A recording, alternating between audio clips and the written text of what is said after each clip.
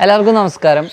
ഇന്നത്തെ വീഡിയോയിലേക്ക് എല്ലാവർക്കും സ്വാഗതം. ഇന്ന് നമ്മൾ പറയാൻ പോകുന്നത് വളരെ ഇമ്പോർട്ടൻ്റ് ആയിട്ടുള്ള ഒരു വിഷയത്തെക്കുറിച്ചിട്ടാണ്, ഡീവോമിങ് അഥവാ വിര ഇളക്കൽ. അപ്പോൾ നമ്മുടെ സബ്സ്ക്രൈബേഴ്സ് കുറച്ച് പേര് ഓൾറെഡി ചോദിച്ചിട്ടുള്ള ഒരു വിഷയമാണ് ഈ ഡീവോമിങ്ങിൻ്റെ വീഡിയോ ചെയ്യാൻ പറഞ്ഞിട്ട്. നമ്മളും കുറച്ച് ദിവസമായി ഈ വീഡിയോ ചെയ്യണമെന്ന് വിചാരിച്ചിരിക്കുന്നു. അപ്പോൾ ഇന്നാണ് ആ ദിനം വന്നിരിക്കുന്നത്. അപ്പോൾ നമുക്ക് കാര്യങ്ങളിലേക്ക് കിടക്കാം. ഈ വീഡിയോ നിങ്ങൾ സ്കിപ്പ് ചെയ്യാതെ കാണാൻ ശ്രമിക്കുക, കാരണം ഇതിൽ കുറേ കാര്യങ്ങൾ പറയുന്നുണ്ട്. അപ്പോൾ ആ ഇൻഫർമേഷൻ ഒന്നും മിസ്സാവാതെ നോക്കുക.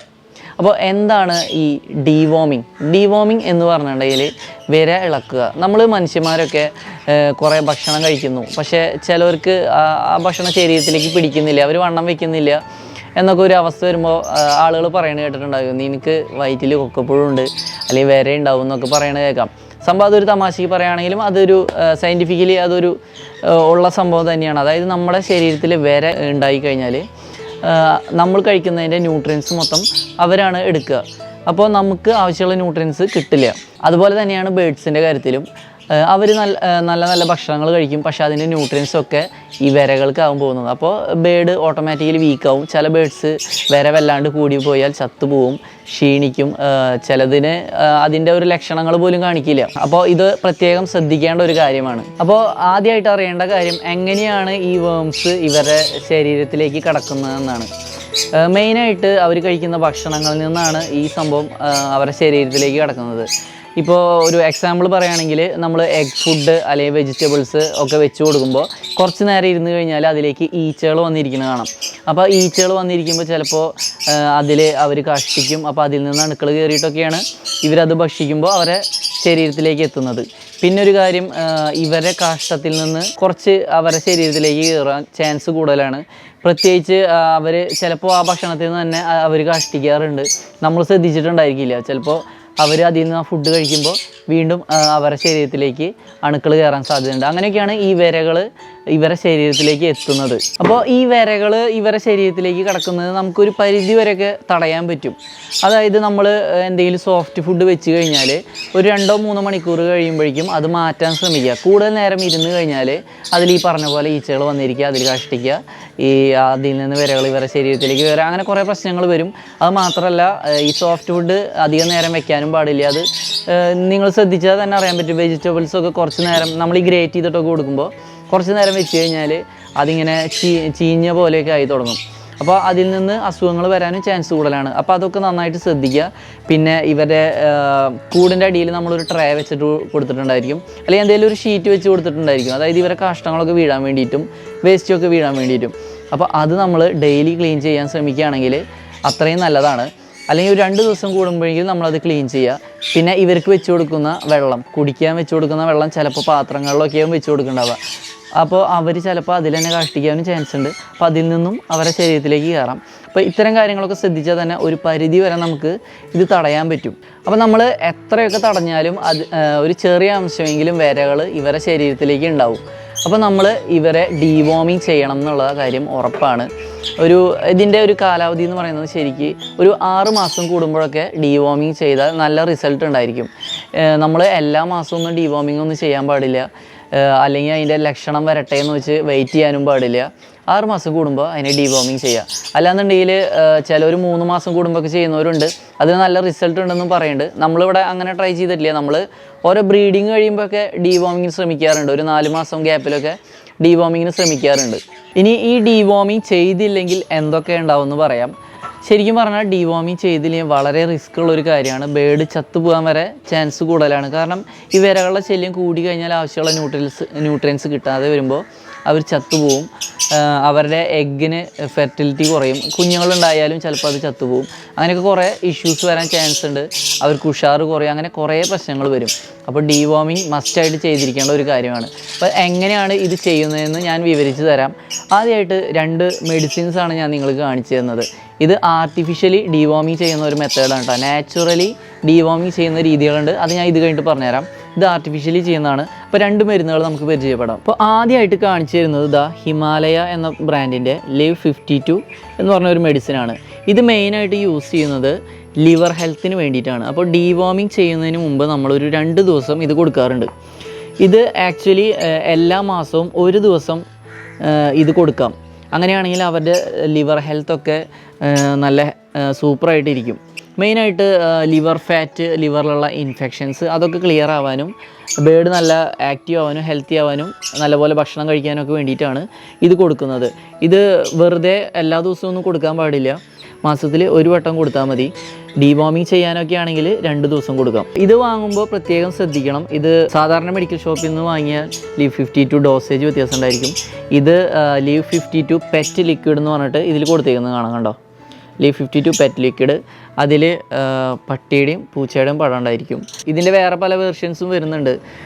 കുതിരയുടെ പടമായിട്ടുള്ളതും കോഴികളുടെ പടമായിട്ടുള്ളതും, അതായത് പോൾട്രി എന്ന് പറഞ്ഞിട്ട് പ്രോടെക്, അങ്ങനെ കുറേ ഡിഫറെൻറ്റ് വേരിയേഷൻസ് ഇതിൻ്റെ വരുന്നുണ്ട്. നമ്മൾ ഇതാണ് യൂസ് ചെയ്യാറുള്ളത്, കാരണം ഇതായിരിക്കും സേഫ്. കിളികൾക്ക് സെപ്പറേറ്റ് വേറെ വരുന്നില്ല. അപ്പോൾ ഈ ഡോഗിൻ്റെയും ക്യാറ്റിൻ്റെയും പടമുള്ളത് വാങ്ങാൻ ശ്രമിക്കുക. ഇത് വെറ്റിനറി മെഡിക്കൽ ഷോപ്പിൽ നിന്ന് തന്നെ വാങ്ങാം.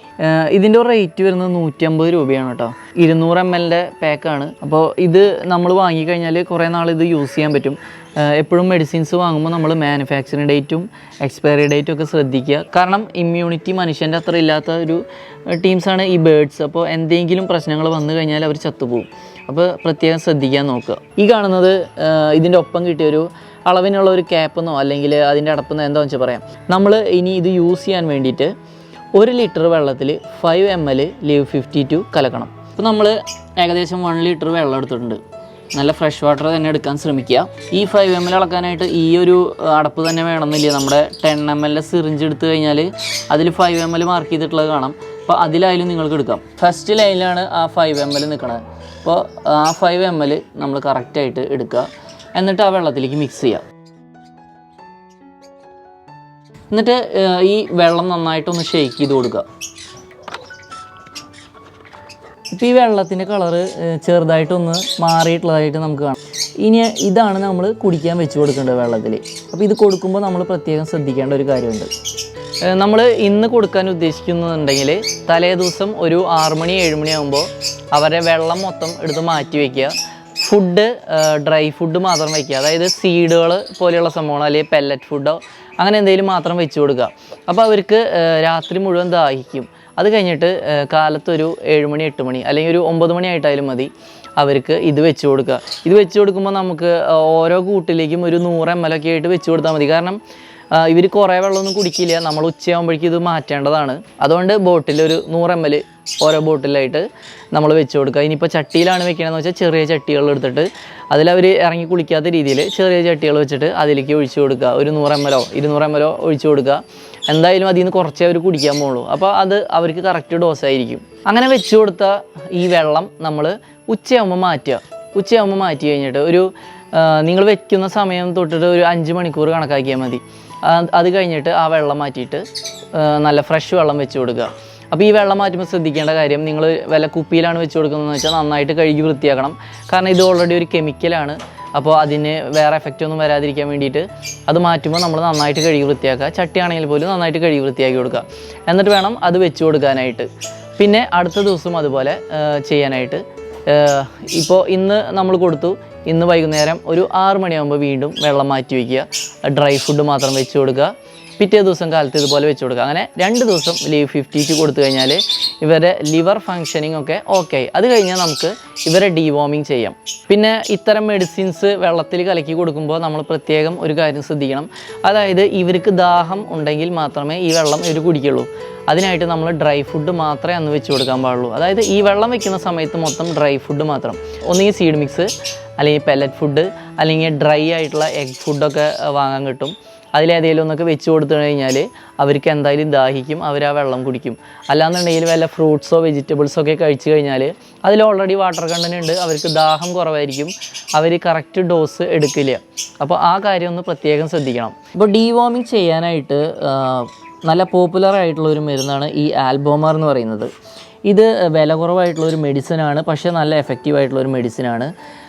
പക്ഷേ ഇതിനൊരു കുഴപ്പം എന്താണെന്ന് വെച്ചാൽ വിരകളെ മാത്രം കൊല്ലാനുള്ളൊരു കഴിവ് മാത്രമേ ഇതിനുള്ളൂ. വിരകൾ ഇട്ട് വെച്ചിരിക്കുന്ന മുട്ട നശിപ്പിക്കാനായിട്ടുള്ളൊരു കഴിവ് ഇതിനില്ല. എങ്കിൽ പോലും നമുക്ക് അത് എഫക്റ്റീവായിട്ട് ചെയ്യാനുള്ള മെത്തേഡ് ഉണ്ട്, അത് ഞാൻ പറഞ്ഞു തരാം.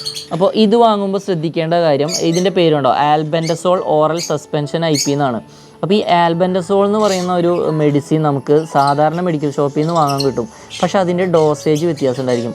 അതുകൊണ്ട് ഇത് വെറ്റിനറി മെഡിക്കൽ ഷോപ്പിൽ നിന്ന് തന്നെ വാങ്ങാൻ ശ്രദ്ധിക്കുക. ഇതിൽ നോക്കി കഴിഞ്ഞാൽ കാണാം കോഴിയുടെയും കിളികളുടെയും ഒക്കെ പടം ഉണ്ട്, കണ്ടോ, പട്ടിയുടെയും പൂച്ചയുടെയും എല്ലാത്തിൻ്റെയും പടം ഉണ്ട്. അപ്പോൾ ഈ ഒരു മെഡിസിൻ തന്നെ വാങ്ങാൻ ശ്രദ്ധിക്കണം. കണ്ടോ, ഇതിൽ വെറ്റിനറിയിൽ നിന്ന് കൊടുത്തിട്ടുണ്ട്.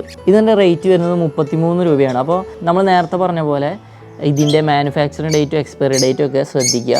അപ്പോൾ ഇതാണ് നമ്മുടെ ഒരു മെഡിസിൻ കേട്ടോ, ആൽബോമർ എന്ന് പറഞ്ഞുള്ള മെഡിസിൻ. 30 ml പാക്കാണ് ഇത് വരുന്നത്. ഇത് മിക്സ് ചെയ്യേണ്ട ഒരു മെത്തേഡ് ഞാൻ പറഞ്ഞുതരാം. നേരത്തെ പറഞ്ഞ പോലെ തന്നെ 5 ml എടുത്തിട്ട് 1 ലിറ്റർ വെള്ളത്തിൽ കലക്കുക. അപ്പോൾ ഇതിനൊരു വൈറ്റ് കളറാണ്. ഇത് എപ്പോഴും നന്നായിട്ട് ഷെയ്ക്ക് ചെയ്തിട്ട് വേണം എടുക്കാനായിട്ട്. ഇത് ഷെയ്ക്ക് ചെയ്ത് എടുത്തില്ല എന്നുണ്ടെങ്കിൽ ഇതിൻ്റെ അടിയിലുള്ള മെഡിസിനൊന്നും കറക്റ്റായിട്ട് കിട്ടില്ല. അപ്പോൾ നന്നായിട്ട് ഷെയ്ക്ക് ചെയ്തെടുക്കണം. ഒരു 5 ml നമ്മൾ എടുക്കുകയാണ്. ഇതിപ്പോൾ നമ്മൾ 5 ml എടുത്തിട്ടുണ്ട്, കണ്ടോ, ഒരു വൈറ്റ് കളറാണ് ഈ മെഡിസിൻ വരുന്നത്. ഇത് നേരെ നമ്മൾ 1 ലിറ്റർ വെള്ളത്തിലേക്ക് മിക്സ് ചെയ്യാൻ പോവാണ്. ഇത് ഇത്തിരി കട്ടിയൊക്കെയുള്ള മെഡിസിനാണ് കേട്ടോ. അപ്പോൾ നമ്മൾ ആദ്യം ഇങ്ങനെ ജസ്റ്റ് ഒന്ന് ഡൈല്യൂട്ട് ചെയ്തതിന് ശേഷം ഒഴിച്ചാൽ മതി. ഇനി ഇത് നന്നായിട്ടൊന്ന് ഷെയ്ക്ക് ചെയ്ത് കൊടുക്കുക. ഇപ്പോൾ ഈ വെള്ളത്തിൻ്റെ കളർ കണ്ടോ, ഒരു കള്ളിൻ്റെ കളറോ അല്ലെങ്കിൽ കഞ്ഞിവെള്ളത്തിൻ്റെ കളറോ അങ്ങനത്തെയൊക്കെ ഒരു കളറിലൊക്കെ ആയിട്ടാണ് ഇത് വരുന്നത്, കണ്ടോ, ഇങ്ങനെ മിക്സ് ചെയ്തപ്പോൾ. ഇനി ഇതാണ് നമ്മൾ കുടിക്കാൻ വെച്ച് കൊടുക്കേണ്ടത്. അപ്പോൾ ഈ ഒരു മെഡിസിൻ കൊടുക്കുമ്പോൾ നമ്മൾ ശ്രദ്ധിക്കേണ്ട കാര്യങ്ങളെന്ന് പറഞ്ഞാൽ തലേ ദിവസം ഒരു 6 മണിക്ക് വെള്ളം മാറ്റി വയ്ക്കുക, ഡ്രൈ ഫുഡ് മാത്രം അതിൽ വയ്ക്കുക. പിറ്റേ ദിവസം ഒരു 9 മണിക്ക് എങ്ങാനും ഈ വെള്ളം വെച്ച് കൊടുക്കുക. അപ്പോൾ ഓരോ കൂട്ടിലേക്കും കുടിക്കാനുള്ള വെള്ളം വെച്ച് കൊടുക്കുക. ഒരു 100 ml വെച്ചിട്ടൊക്കെ കൊടുത്താൽ മതിയോ. അത് കഴിഞ്ഞിട്ട് ഒരു 5-6 മണിക്കൂർ കഴിയുമ്പോൾ ഇത് നമ്മൾ മാറ്റിയിട്ട് ഫ്രഷ് വെള്ളം വയ്ക്കുക. ഇത് ഫ്രഷ് വെള്ളം വെക്കുന്നതിന് മുമ്പ് ശ്രദ്ധിക്കണം. ഇത് ഞാൻ നേരത്തെ പറഞ്ഞല്ലോ, ഇത് നന്നായിട്ട് ഷെയ്ക്ക് ചെയ്ത് യൂസ് ചെയ്യുന്ന ഒരു മെഡിസിനാണ്. അപ്പോൾ ഇത് കുറച്ച് കഴിഞ്ഞാൽ ഇതിലത്തെ മെഡിസിനൊക്കെ ചെറുതായിട്ട് അടിയിലേക്ക് വന്ന് പെട്ടിട്ടുണ്ടായിരിക്കും. അപ്പോൾ ബോട്ടിലായാലും ചട്ടിയിലായാലും വെച്ച് കൊടുക്കുമ്പോൾ അത് നന്നായിട്ട് കഴുകി വൃത്തിയാക്കണം. അല്ലാന്നുണ്ടെങ്കിൽ ആ മെഡിസിൻ്റെ അംശം അതിലുണ്ടായിരിക്കും. കിളികൾക്ക് വേറെ രീതിയിൽ എഫക്റ്റുകൾ വരും. അപ്പോൾ നന്നായിട്ട് കഴുകി വൃത്തിയാക്കിയിട്ട് വെച്ച് കൊടുക്കാൻ ശ്രമിക്കുക. ഈ മരുന്ന് വെച്ച് കൊടുക്കുന്ന ദിവസം ഡ്രൈ ഫുഡ് മാത്രം വെച്ച് കൊടുക്കുക. അതായത് പെല്ലറ്റ് ഫുഡ്, സീഡ് മിക്സ് അങ്ങനെയുള്ള സംഭവങ്ങൾ മാത്രം വെച്ച് കൊടുക്കാൻ ശ്രമിക്കുക. അങ്ങനെ നമ്മൾ ഫസ്റ്റ് ഡേ ഡീവോമിങ് ചെയ്തു. ഇനി നേരത്തെ പറഞ്ഞിട്ടുണ്ടായിരുന്നു ഈ മെഡിസിന് ഒരു പ്രത്യേകതയുണ്ട്. അതായത് വിരകളുടെ മുട്ട നശിപ്പിക്കാനായിട്ടുള്ള കഴിവ് ഈ മെഡിസിനില്ല. അപ്പോൾ അതും കൂടി നശിപ്പിക്കാൻ വേണ്ടിയിട്ട് നമ്മളൊരു 14 ദിവസം വെയിറ്റ് ചെയ്യുക. 14 ദിവസം കഴിഞ്ഞാൽ ആ എഗ്ഗൊക്കെ വിരിഞ്ഞ് കഴിഞ്ഞ് വീണ്ടും വിരകളായിട്ടുണ്ടാവും. അതിനെ നമുക്ക് കൊല്ലാൻ വേണ്ടിയിട്ട് വീണ്ടും 14 ദിവസം കഴിഞ്ഞിട്ട് ഒരു ഡോസും കൂടി ഇത് കൊടുക്കണം, ഇതേ അളവിൽ തന്നെ വെള്ളം വെച്ച് കൊടുത്തിട്ട്. അപ്പോൾ അതിനു മുമ്പ് ഈ ലീവ് 52 കൊടുക്കണമെന്നില്ല. ഫസ്റ്റ് ചെയ്യുമ്പോൾ മാത്രം ലീവ് 52 കൊടുത്താൽ മതി.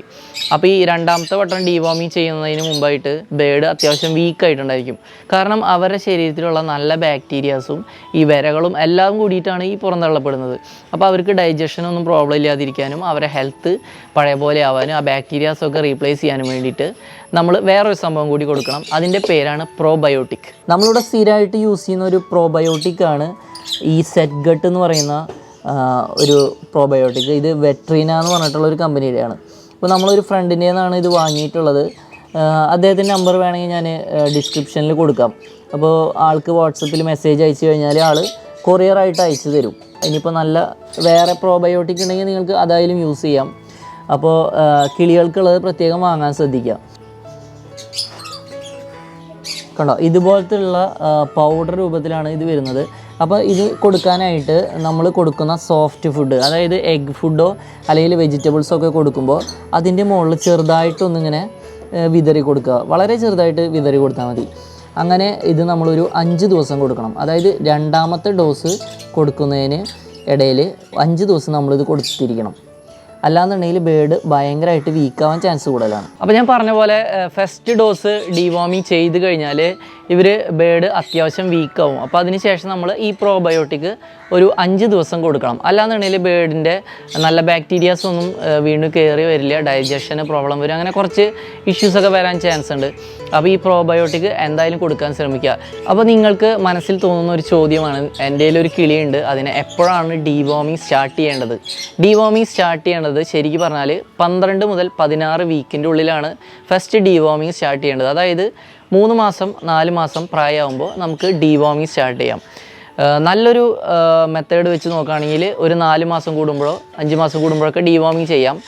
പക്ഷേ കോമൺലി യൂസ് ചെയ്യുന്ന ഒരു മെത്തേഡ് എന്ന് പറഞ്ഞാൽ 6 മാസം കൂടുമ്പോൾ ഡീവോമിങ് ചെയ്യാമെന്നാണ്. നമ്മൾ കുറേ കിളികളൊക്കെ വളർത്തുമ്പോൾ ശരിക്കും 3 മാസം 4 മാസം കൂടുമ്പോഴൊക്കെ ഡീവോമിങ് ചെയ്താൽ നല്ലതാണ്. പിന്നെ ഡീവോമിങ് ചെയ്യുമ്പോൾ എല്ലാ ബേഡ്സിനും ഒരേ സമയത്ത് ചെയ്യാൻ ശ്രമിക്കുക. കാരണം എന്താണെന്ന് വെച്ചാൽ ഒരു കൂട്ടം ബേഡ്സിന് നമ്മൾ ഡീവോമിങ് ചെയ്തു, മറ്റേ ബേഡ്സിന് ചെയ്തിട്ടില്ല എന്ന് വിചാരിക്കുക. അങ്ങനെയാണെങ്കിൽ അവരെ കാഷ്ടത്തിൽ വന്നിരിക്കുന്ന ഈച്ചകൾ ഇപ്പുറത്തെ കൂടുകളിൽ വന്നിരിക്കുമ്പോൾ വിരകൾ വീണ്ടും അങ്ങോട്ടും ഇങ്ങോട്ടും ട്രാൻസ്ഫർ ആയി വീണ്ടും ആ ഒരു അസുഖം വരാൻ ചാൻസ് ഉണ്ട്. അപ്പോൾ ഡീവോമിങ് ചെയ്യുമ്പോൾ നിങ്ങൾ എത്ര കിളികളെ വളർത്തുന്നുണ്ടെങ്കിലും അതിനെ എല്ലാത്തിനും ഒരേ സമയത്ത് ഡീവോമിങ് ചെയ്യാൻ ശ്രമിക്കുക. പിന്നെ ഞാൻ നേരത്തെ പറഞ്ഞു ആൽബോമറിൻ്റെ വേറൊരു വേർഷൻ കൂടി വരുന്നുണ്ട്. അതായത് സാധാരണ മെഡിക്കൽ ഷോപ്പിൽ ആൽബൻഡസോൾ എന്ന് പറഞ്ഞിട്ട് കിട്ടുന്നുണ്ട്. അതിൻ്റെ ഡോസേജ് ശരിക്കും ഡിഫറൻ്റ് ആണ്. അപ്പോൾ അത് കൊടുത്തു കഴിഞ്ഞാൽ പ്രശ്നങ്ങൾ വരാൻ ചാൻസ് ഉണ്ട്. പക്ഷേ നിങ്ങൾക്കത് കൊടുക്കണം എന്നുണ്ടെങ്കിൽ അത് 4 ml യൂസ് ചെയ്താൽ മതിയായിരിക്കും.